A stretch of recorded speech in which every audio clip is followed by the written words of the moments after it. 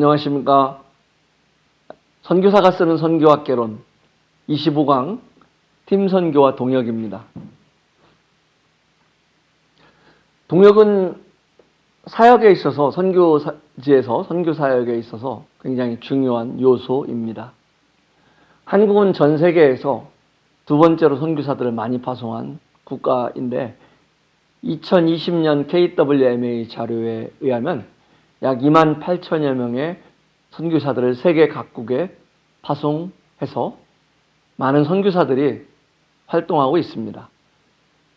그런데 놀라운 사실은 선교사들의 중도 귀국, 곧 선교지에서 끝까지 책임을 감당하지 못하고 중간에 젊은 나이에 들어오는 이런 중도 귀국의 원인 중 가장 큰 부분이 경제적인 어려움 때문이 아니라 동료 선교사나 현지에서 인간관계의 갈등 때문이라고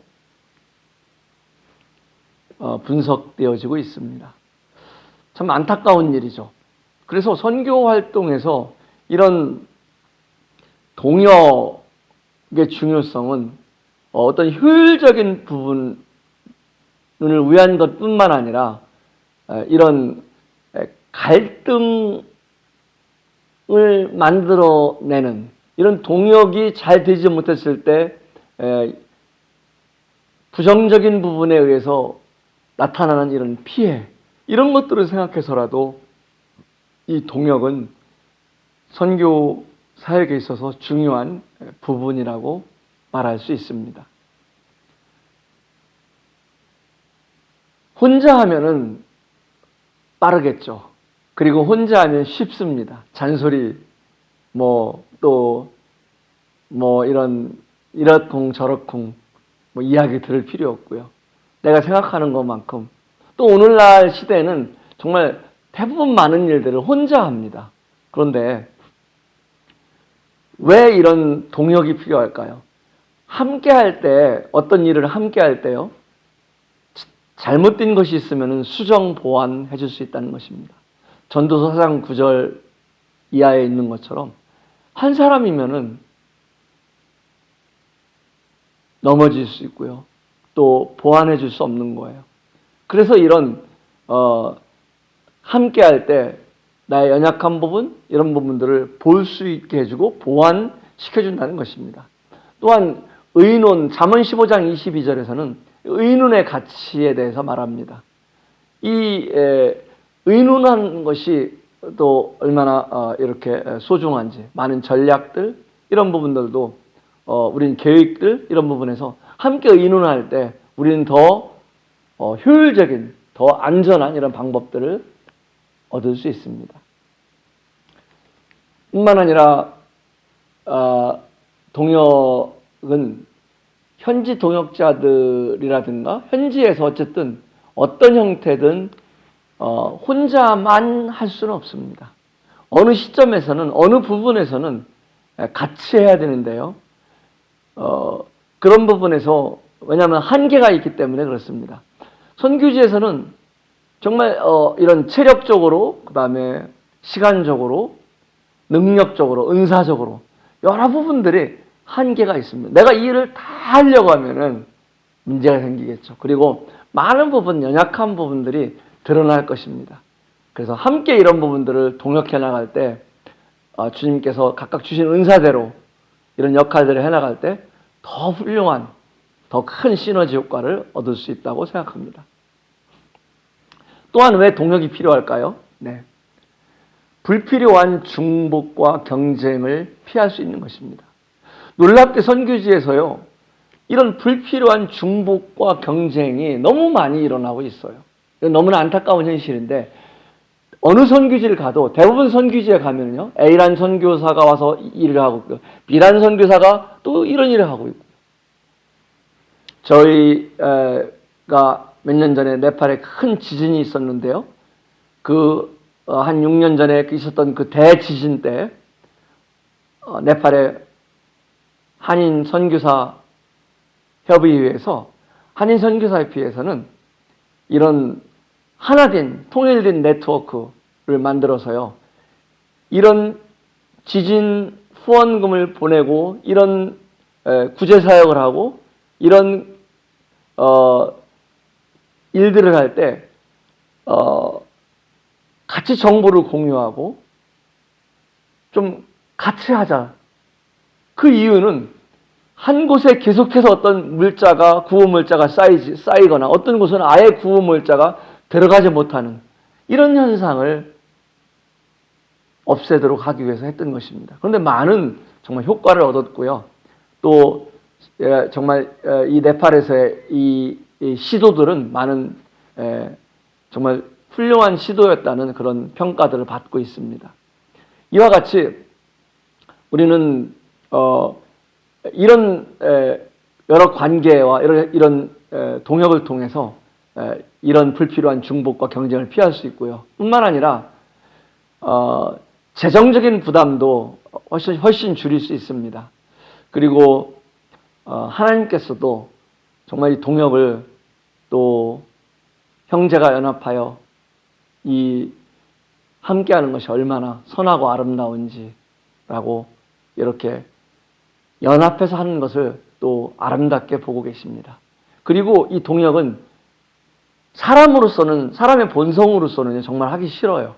그리고 힘든 부분입니다. 왜냐하면 내 생각대로 하고 싶고요. 내 계획대로 하고 싶고요. 옆에 잔소리하는 거 듣기 싫거든요. 그런데 이런 동역은 정말 저는 성숙한 모습의 표현이라고 생각합니다. 우리 성숙하지 않으면은 많이 알고요. 또 많이 가질수록요. 동역하기가 더 힘듭니다. 그런데 영적으로 성숙한 사람들은 동역할 수 있다고 생각합니다. 그런데 이런 동역의 필요성과 소중함에도 불구하고요. 문제는 한국인의 기질이 이게 협력사역보다는 독립형태, 곧 개척자로서 파이오니아로서 더 적합하다는 데 있습니다. 그래서 한국 사람은 어느 낯선 곳에 가서 그 고생하면서 복음을 전하고 교회를 세우고 어떤 곳에 개척하는 이런 일은 너무나 잘합니다. 그런데 개척해서 그래서 혼자가 아니잖아요. 개척해 놓으면은 A라는 사람이 들어오고 B라는 사람이 들어오고 C라는 분이 들어오고 그때부터 무슨 일이 생기냐? 갈등이 생기고 다툼이 생기는 거예요.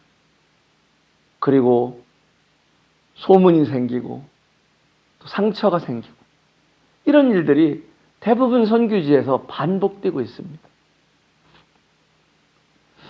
우리는 이 세 번째로 팀 사역과 동역이 어려운 이유를 먼저 파악하는 것이 필요합니다. 왜 저렇게 어리석게 동역하지 못할까라고 생각하는 것보다는 도대체 왜 동역이 어려운 부분일까를 선교지에 있어서 어떤 어려움 때문에 이런 일이 일어날까를 생각해 보아야 합니다. 이것이 바로 선교사가 쓰는 선교학개론의 포인트입니다. 선교 이론만이 아니라 선교지에서 경험과 함께 선교 이론을 접목해 보는 겁니다. 그래서 이런 맥락에서 살펴볼 때 사실 그 선교 초기에 선교 사역에 대한 선교사의 의욕이 문제가 될 수 있습니다. 사역에 대한 의욕으로부터 시작됩니다. 왜냐하면 이제 3년, 4년, 5년을요 언어만 배우고 문화 적응만 하고요 이렇게 하다 보면은 제발 일하고 싶어, 제발 전도하고 싶어, 교회 개척하고 싶어, 뭐 이런 일들이 막 풀쑥풀쑥 올라오는 거예요. 그러니까 예를 들자면 군대 가서 계속 빈 총으로 사격 훈련하면요 빨리 총알을 넣고 실사격을 하고 싶은 마음이 생기는 것처럼 실제 전쟁도 한번 해보고 싶은 것처럼 이와 같이 선교 훈련을 받았고 나가서도 또 교육받고 문화 적응하고 언어 교육받고 이제는 이런 거 다 그만하고 실제 선교 활동에 나가보고 싶은 이런 의욕 이런 것들로부터 시작합니다. 이런 부분들을 이해하는 부분이 필요합니다. 그런데 이 의욕이 새로 들어온 선교사만 있는 것이 아니라 기존 이미 와서 정착되어 있는 선교사들도 어떤 새로운 사역이 시작될 때 저거 내가 하면 더 좋을 텐데 저런 거 하려면 선교지를 알고 경험이 많은 나 같은 사람이 해야 될 텐데, 이런 또 의욕이 생길 수 있습니다. 그래서 그런 부분 때문에 이런 동역자들 간에 사실은 이런 협의라든가 함께 협의하고 기도하고 이렇게 시작했으면은 그런 일들이 잘 발생하지 않을 텐데, 어떻게 불쑥 이런 일들이 또 시작되고, 또 그런 일들을 알았을 때 기존 선교사들은 또 이렇게 왜 저런 것들을 지금 빨리 서둘러서 하지? 또 이해하기가 힘들고, 이런 일들이 서로 소문을 낳고 또 우려하고 또 오해하고 또 서운해하고 결국엔 또 시기하고, 이 하나님의 일을 한다고 하지만은 그 일에 협력해서 어떤 시너지 효과를 얻는 것보다는 이런 갈등 관계에서 일을 하게 될 수 있다는 것입니다. 그래서 동역이 어려운 이유가 첫 번째, 의욕이다. 그런데 그 의욕은 기존 선교사나 신임 선교사나 그 의욕이 나타나는 것은 우리가 비난할 수 없다는 거예요. 다만 어떻게 이런 것들을 사전에 소통하고요, 사전에 기도하고 함께 함으로써 서로 이런 것들을 함께 할 수 있느냐, 이런 부분들을 우리는 너무 함께 하는 거에 약합니다. 오늘날의 세대는 이런 부분에, 특히 한국 사람의 기질은 이런 부분에서 우리가 생각해 볼 필요가 있습니다. 두 번째 동역하기 어려운 부분은 자기중심적 사고방식입니다. 주인의식과 소유의식이 굉장히 큰 어려움을 줄 수 있어요. 특히 이제 선임 선교사들은, 먼저 그 선교지에 간 사람들은 선교지에 이미 정착을 해서요, 어떤 사역들을 하게 됩니다. 그래서 그 사역들을 하게 되면은 이것은 주님의 사역이고 주님의 일임을 알고 있지만은 자신도 모르는 사이에 세월이 흐르면서, 왜냐하면 내 땀과 눈물과 기도와 수많은 기도와 이런 노력들이 그곳에 있기 때문에 자기도 모르는 사이에 주인의식과 소유의식이 생기게 됩니다. 그리고 자기도 모르는 사이에 자기 영역이 형성되어지는 것입니다. 그런데 자기 영역에 누가 허락 없이 들어오거나 자기 사역에 간섭을 받으면 아주 예민해집니다. 이런 부분들이 동역에 어려움을 주는 부분일 수도 있고요. 또 하나는 팀 사역이라면은 비전을 공유해야 됩니다. 우리가 왜 여기에 와 있고 이것을 통해서 우리가 하고자 하는 것이 무엇이고, 그 비전에 맞춰서 A와 B와 C와 각각 사람들의 역할은 무엇인지, 이런 것들을, 비전과 역할들을 공유하고 거기에 따르는 어떤 규정, 룰들을 규정화하고, 그리고 서약하고 서명하고, 이런 것들에 우리는 참 약합니다. 왜냐하면 주님이 계신데 서로 상의하면서 잘해보자고요, 이렇게 우리는 그냥 넓게 그냥 환영합니다. 그런데 그 환영이 오래가지를 못합니다. 그래서 이런 팀 사역이라면은 이런 비전과 함께 디테일한 룰, 그리고 공유, 그리고 규정화, 이런 것들이 꼭 필요하다고 볼 수 있습니다. 또한 이런 어떤 일에 있어서 주인의식과 소유의식은 바람직하지 않지만은, 또 너무 이런 것들을, 주인의식을 갖지 않으면은 그것으로 인해서 문제점이 될 수도 있겠죠. 다만 어떤 일을 아무리 오래 하고 내가 아무리 그곳에 투자했다 할지라도 결국 이 일은 하나님이 하신 일이기 때문에, 내가 시작은 하나님께 나를 통해 하셨지만은 이 일을 하다 보니까 이 부족한 부분은 이 선교사님이, 이 동역자가, 아니면 이 현지인이 이 일을 맡으면은 더 하나님의 일이 확장되고 발전될 수 있겠구나, 이런 인식을 갖는 것이 필요하다고 생각합니다. 세 번째는 왜 동역이 어려울까요? 서로 다른 신앙 배경입니다. 어느 곳에서, 어느 교회에서 또 어느 유형의 이런 신학적인 신앙의 이론과 신학적인 배경을 배웠는지, 또 어떤 환경에서 신앙생활을 했는지, 또 어떤 은사는 무엇인지, 성격은 무엇인지, 이런 거에 따라서 굉장히 서로 다른 부분이 있습니다. 이런 부분이 동역하는 데 참 어려움이 될 수 있습니다. 그래서 이런 다른 것들을 사실은 인정하고 존중해 주는 것이 동역을 하는 키 중에 하나입니다. 이런 것들을 흑이라 하고요. 한국은 무엇입니까? 우리가 남인과 하나됨, 한 목소리, 한 컬러, 이거를 우리는 요구합니다. 그러니까 이 구조적으로 될 수가 없는 거예요, 동역이. 그러니까 서로 다른 것들을 이해하고 그 다른 것들이 어렵게는 하지만은 시스템적으로 조화를 이룰 수 있도록 그런 시스템을 만들고 그런 역할을 분명히 규정화하고 이런 것들이 효과적인 동역을 이룰 수 있는 방법 중에 하나겠죠. 네 번째는 선후배 사이의 생각의 차이입니다. 한국은 여전히 유교 문화가 다 떨쳐내지 못하고 있는 특성을 갖고 있습니다. 그래서 나이 차이 굉장히 중요하죠. 또 선후배 차이, 이런 것들, 누가 선배냐 후배냐, 이런 것들 소중한 부분들입니다. 그러나 더 소중한 것은 하나님 중심으로 이 사역을 이해하는 것입니다. 또 하나님 중심으로 내가 왜 이곳에 왔고 이 동역자가 왜 이곳에 와 있는지 이런 것들을 하나님 중심으로 생각하는 것이 필요하겠죠.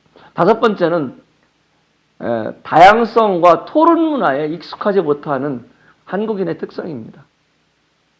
우리는 정말 토론에 너무 약한 어떤 학교 교육도요.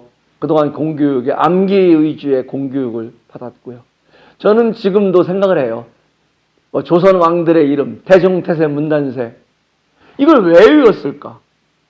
예, 세종이 한 일들의 순기능과 역기능과 우리가 오늘날에 적용할 수 있는 교훈들은 무엇인가? 오늘날 내가 적용할 수 있는 그 사건을 통해서 얻는 교훈은 무엇인가? 왜 이렇게 역사를 배우지 못했고 태종태세 문단세, 예성현중 인명선 이런 식으로 왕의 순서를 그렇게 애착했을까? 조선 몇 대 왕을 그렇게 우리는 생각했을까? 또 왕이 한 일, 탕평책은 누구 어떤 왕이, 해식에는 누가 왜 이렇게 이런 업적에 연연했을까? 마찬가지입니다. 우리는 정말 이런 토론 문화에 그리고 순기능과 역기능, 장점과 단점 이런 것들은 양면을 볼 수 있는 시야가 우리는 너무 부족합니다.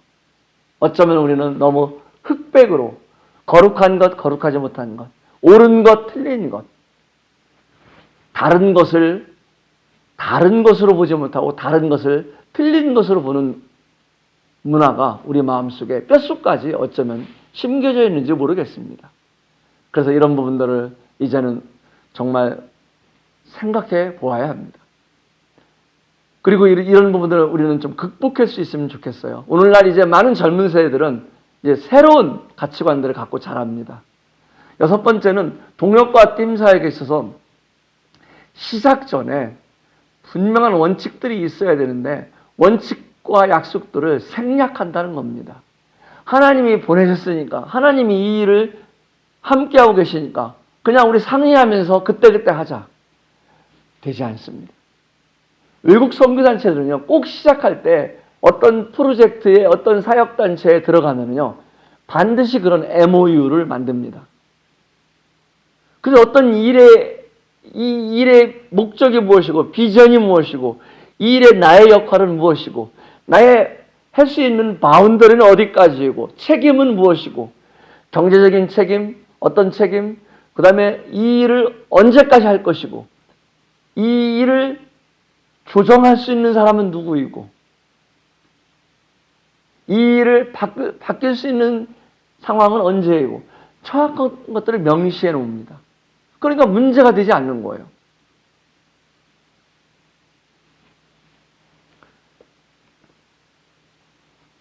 우리는 이 동역이라는 부분을 생각하고 있습니다.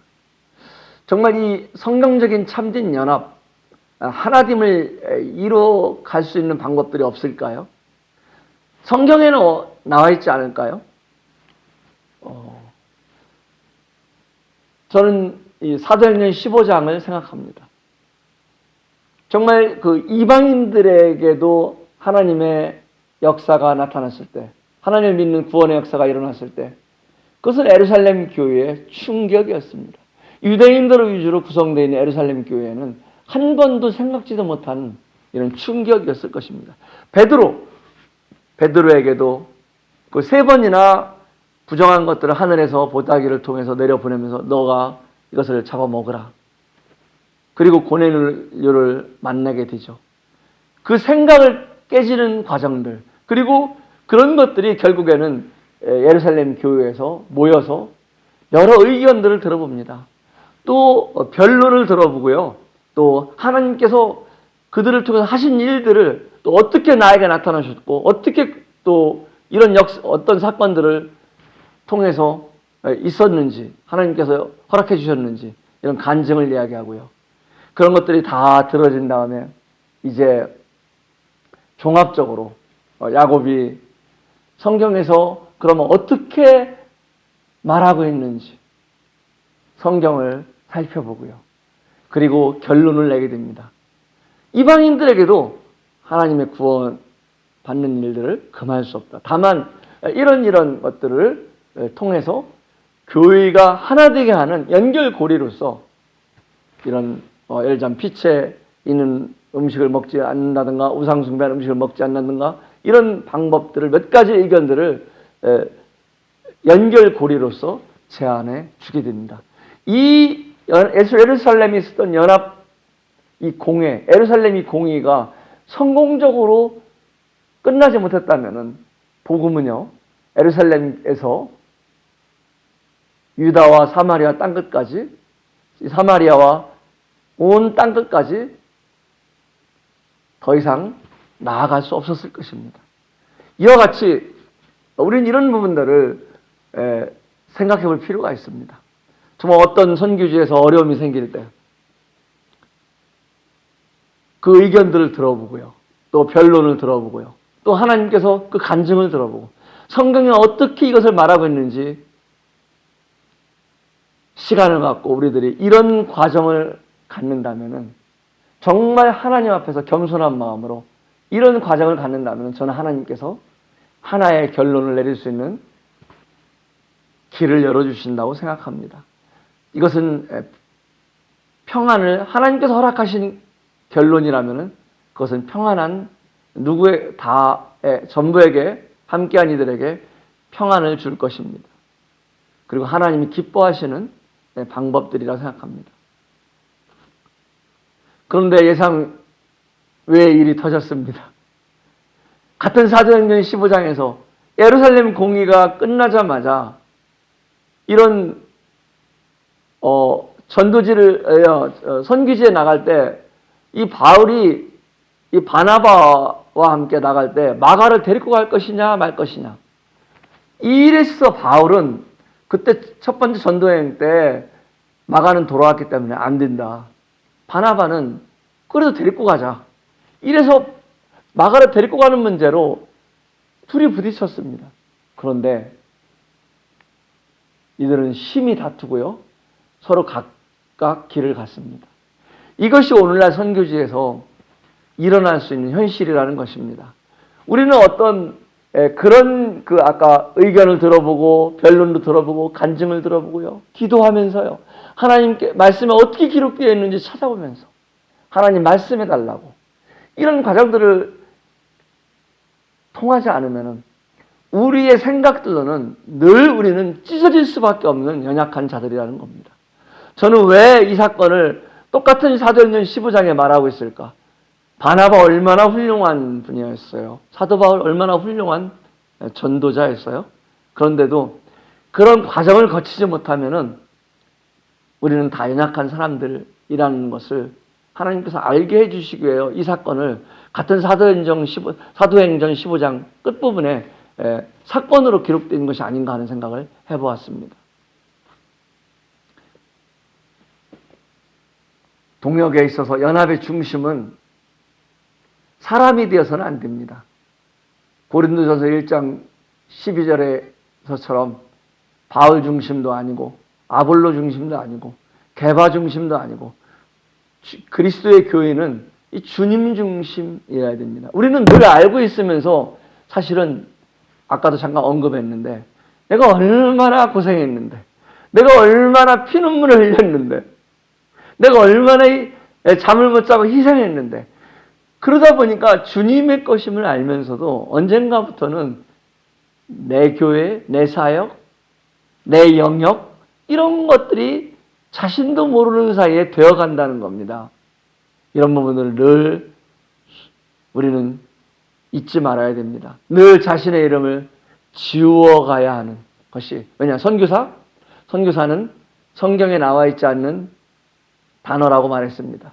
성경에 나와 있는 사도와 같은 역할을 하는 사람이라고 했습니다. 교회의 기초를 세우고 전도를 통해서 교회의 일꾼들을 세우고 교회가 세워지면은 그 역할이 사라졌던 사도와 같이 선교사는 그런 역할을 하는 사람들입니다. 자기 중심으로 교회를 세울 때 우리는 동역할 수도 없고요. 훗날 주님 대신 사람 중심으로 교회가 흘러갈 수 있다는 것입니다. 그리고 내 생각과 내 신념이 아니라 성경에는 어떻게 기록되어 있는지 주님은 어떻게 이런 똑같은 일이 아니라도 이런 유사한 일에 아니면 이런 카테고리의 일에 어떻게 주님이 말씀하셨는지 우리는 예루살렘 공의 때처럼 그렇게 하나님 말씀을 찾아보는 것이 필요합니다. 그리고 하나님께서 말씀해 주시기를 우리는 기도하는 것이 필요합니다. 겸손히 내 생각대로 당신 생각대로가 아니라 그 두 생각이 계속해서 충돌될 때는 우리는 감정으로 갈등이 심화되기 전에 이런 자세를 갖는 것이 필요합니다. 그래서 자기의 혹이라도 이 의견에 내 욕심이 있는 것은 아닌지 내 이익 때문에 내가 말하고 있는 것은 아닌지 그리고 성령님께서 이 일에 정말 인도해 주시기를 우리는 의탁해야 됩니다. 왜냐하면 우리는 연약한 정말 너무나 연약한 틈만 나면은 자신의 본성이 불쑥불쑥 나오는 그런 자들입니다. 윌리엄 맥도날드는 이렇게 구분된다는 그런 서적을 통해서 이런 실제적인 제안을 했습니다. 우리는 진리 전쟁이라고 하죠. 진리를 위해서 전쟁하는 것 같지만은 진리에는 핵심 진리가 있고요.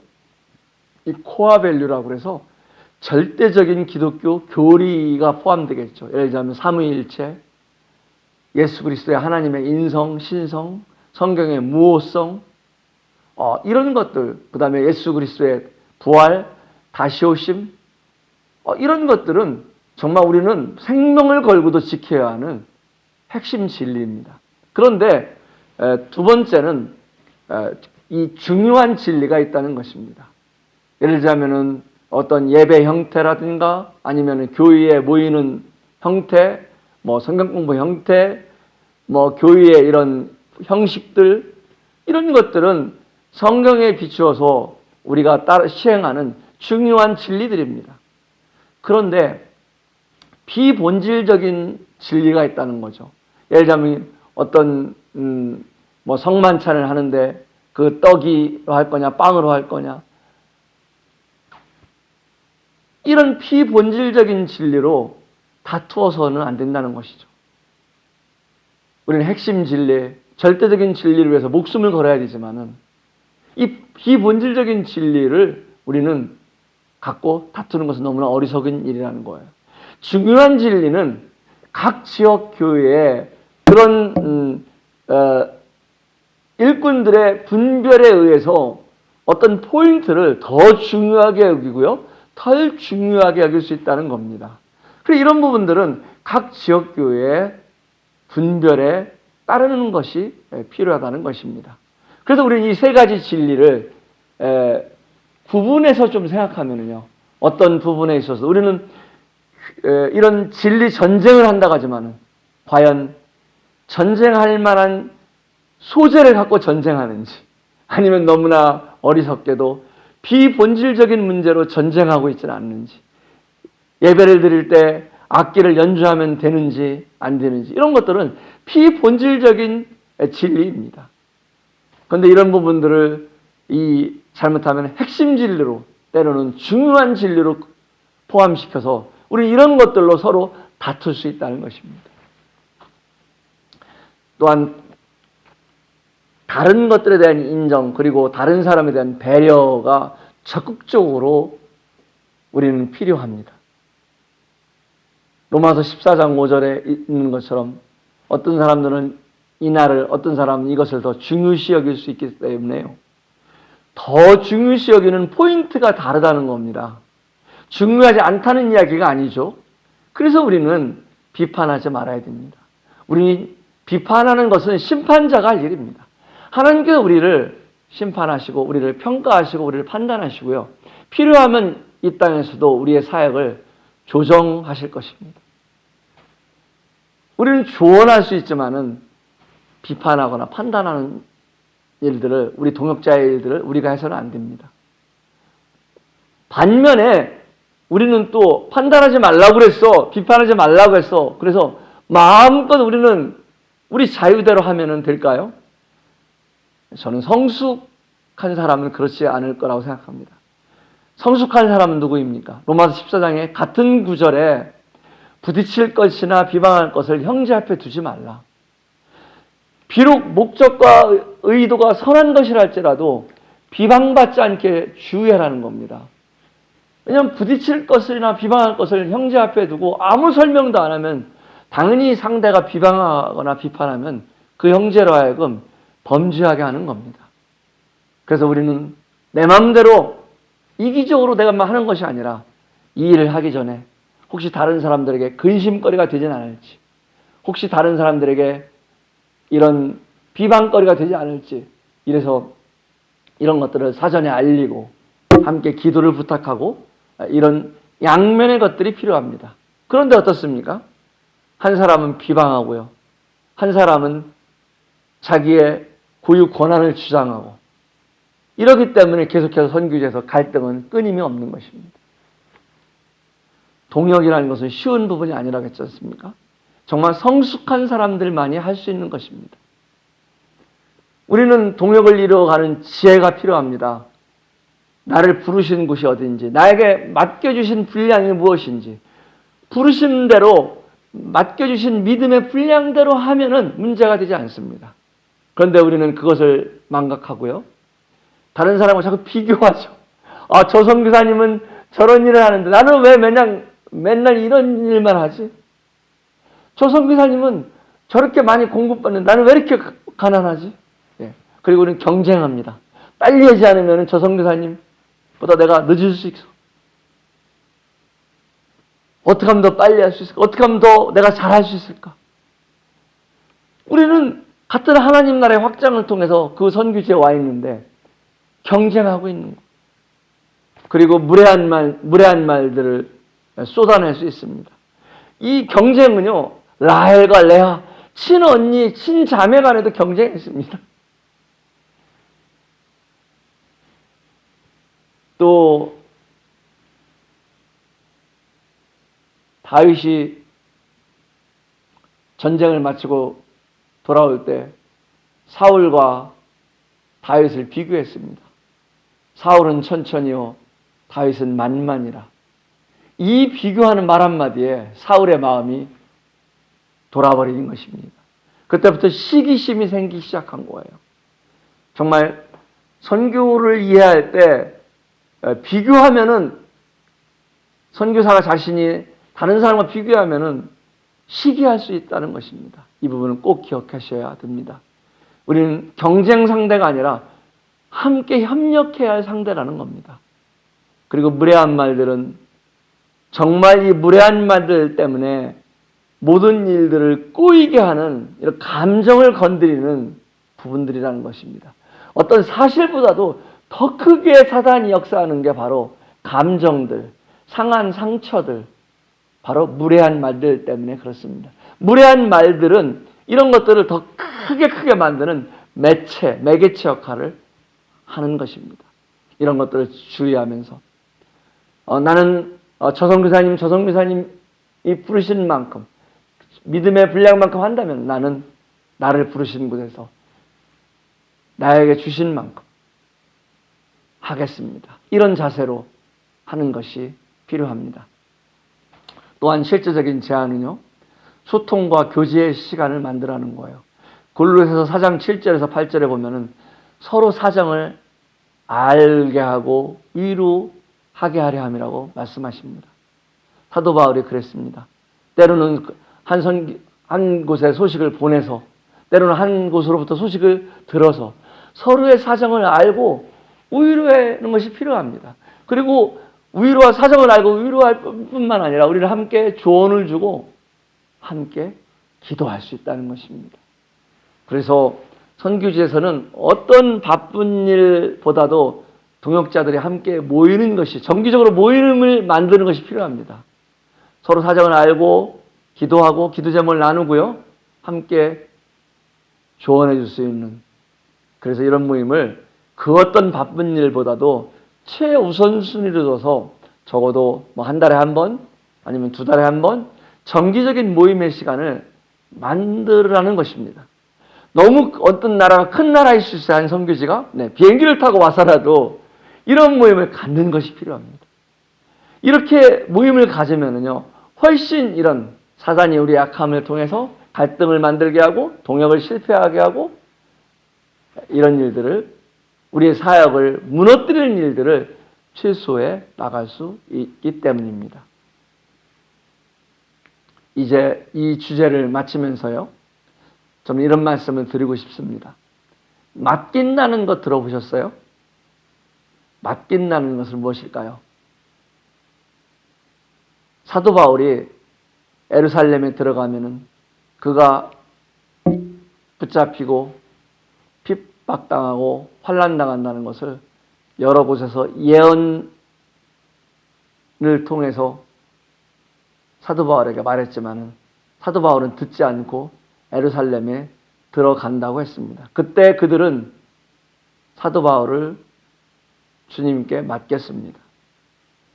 그리고 사도 바울은 이런 지역에서 복음을 전하고 교회를 세우고 일꾼들을 세우고 주와 은혜에 맡기고 떠났습니다. 맡긴다는 것은 제가 더 이상 어떻게 할 수 없습니다. 주님, 이 부분은 주님께 부탁드립니다. 라는 요청입니다. 때로는 우리 동역관계에 있어서도요, 상대가 제 의견을 의견으로 받지 않고 제 조언을 듣지 않을 때가 있어요. 그때는 어디 두고 보자. 어디 보자고. 정말 끈질기네 이 사람. 내가 당신하고는 다시 이야기 안 해. 이렇게 말이 나올 수 있어요. 그러면은 육이겠죠. 육. 그런 육신은 사단이 박수칩니다. 그래서 우리 누가 성숙한 사람입니까? 이런 갈등이 시작될 때요, 우리는 갈등이 심화되기 전에 맡기는 자세가 필요합니다. 선교사님, 저는 이런 부분에서 말씀드렸는데 선교사님 마음 가운데 불편하시다면 죄송합니다. 제가 주님께 맡기고 기도하겠습니다. 계속해서 반대를 표명하거나 우려하거나 걱정하거나 아니면 수정시키려고 하거나, 그때는 갈등이 시작해서요, 사람도 잃어버리고 사역도 잃어버리는 거예요. 그럼 주님의 간증을 잃어버리는 겁니다. 누구 선교사의 편을 들겠습니까? 누가 옳다고 듣는 사람마다 다 옳은 것 같아요. 이 사람 말을 들으면 이 사람이 옳고요, 이 사람 말을 들으면 저 사람 말을 들으면 저 사람 말이 옳은 것 같아요. 저희는 다 잃어버리는 것입니다. 간증도 잃어버리고요, 주님의 영광도 잃어버리고요. 그러는 것보다 정말 우리의 조언들이 우리의 너무 다른 것 때문에 그렇게 갈등이 생긴다면 더 이상 어떻게 할 수 없다고 생각하면 주님, 제가 더 이상 어떻게 할 수 없습니다. 주님 은혜에 부탁드립니다. 하고 주님께 맡기는 것, 이런 자세가 필요합니다. 이런 자세를 취할 때 우리는 동역자와의 관계를 잃어버리지 않을 수 있습니다. 주님의 간증을 잃어버리지 않을 수 있습니다. 주님의 영광을 잃어버리지 않을 수 있습니다. 사고의 전환이 필요합니다. 성공적인 팀 사역 혹은 동역을 위해서는 자기 중심적 사고에서 주님 중심으로 이 일은 주님 것이다. 나를 보내시는 주님이시고 이 땅에서 주님의 나라가 확장되고 우리는 주님의 나라를 세워가고 있는 하나의 매개체일 뿐이다. 그래서 이런 한 나라의 선교사들이 복수로 파송될 때는 각 선교지에는 선교사 협회가 이미 세워져 있습니다. 이런 선교사 협회에 가입돼서 서로 중복되지 않도록 사역지들을 보고요. 또 서로 협력을 유지하고요. 그리고 선교 후원위에 소속해서 여러 선교사들이 나가면은 또 이런 선교 후원위에 주관하는 모임을 통해서 서로 교제하고 또한 파송교회들의 모임을 통해서 한 나라에 A, B, C 선교사들이 나가 있으면 이런 파송교회들 간의 선교 동역 모임을 통해서 이런 협력을 상의하고 함께 기도하고 선교사들의 갈등을 생기지 않도록 노력하고 갈등이 생길 때 이런 완화시키는 역할들을 하고 이런 부분들이 바로 이런 역할들입니다. 선교사는요 스스로 할 수가 없습니다. 선교사들의 지수가 스트레스 지수가 400까지 올라간 상황이라면은 거의 이런 질병의 수준입니다. 정신치료를 받아야 할 질병의 수준에 있을 정도의 그런 정서적으로 불안한 상황에서 한치의 양보도 하지 못하는 한치의 물러섬도 생각하지 못하는 상황에서 선교사들은 갈등 속에서 오늘도 전쟁하고 있는 것입니다. 그런 전쟁을 통해서 우리는 왜 저런 전쟁을 하지? 왜 저렇게 유치하게 하지? 왜 저렇게 연약한 모습을 보이지? 그렇게 선교사를 판단하는 것이 아니라 저들이 왜 저렇게 할 수밖에 없는지 저들이 갖고 있는 마인드, 지금 상황에 있는 환경들, 선교지의 상황들 그리고 저런 것들을 예방하기 위해서 파송교회와 선교단체와 선교사들이 해야 할 일들이 무엇인지 이런 부분들을 통해서 그런 것들을 최소화해 나가는 것이 이번 강의의 목표입니다. 감사합니다.